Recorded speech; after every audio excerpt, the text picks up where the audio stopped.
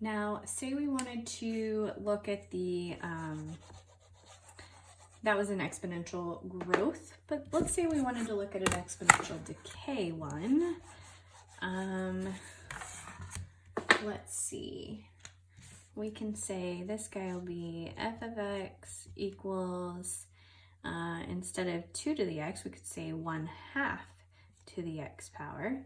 And let's say this time we will do -2. So before you even graph this, first of all, look at your 1/2. That means it's going to look something like this shape. So remember, it's decreasing. That's an exponential decay. And then this -2 on the outside means it's going to be shifted down 2. So every single point is going to be shifted down 2. So if you look back at your notes, your original notes, you had your second example was your exponential decay, and it was f of x equals 1/2 to the x power. So here, oops, I forgot to fill that one in apparently. Let's do that real quick, just so that we can. So if we had that, we would end up having 4. So everything is going to be shifted down 2. So all your y values are going to decrease by 2. So let's look and just try to graph a little bit of this. So your first point originally was -2, 4. So instead of -2, 4, you're going to graph -2 and then 2. So instead of 4, you're going to shift down 2. Then your next point was -1, 2. And so instead of -1, 2, you're going to shift down 2. Same thing.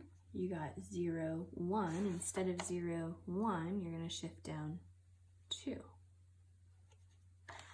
And then let's just do one more. Instead of 1, 1/2, so instead of over 1, up 1/2, we're going to go down 2. So -1/2, -1.5.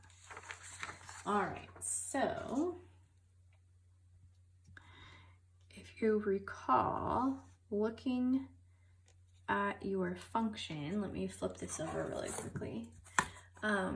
When this was being, when you had -2 here, or you're subtracting 2, that means your asymptote is actually going to be at y equals -2. Ooh, that was upside down. So your asymptote, let me just do it in a different color just to keep it different. Your asymptote here would be at y equals -2. So with that vertical shift, it's going to be, it'll tell you where your asymptote is. So that's the first sort of transformation.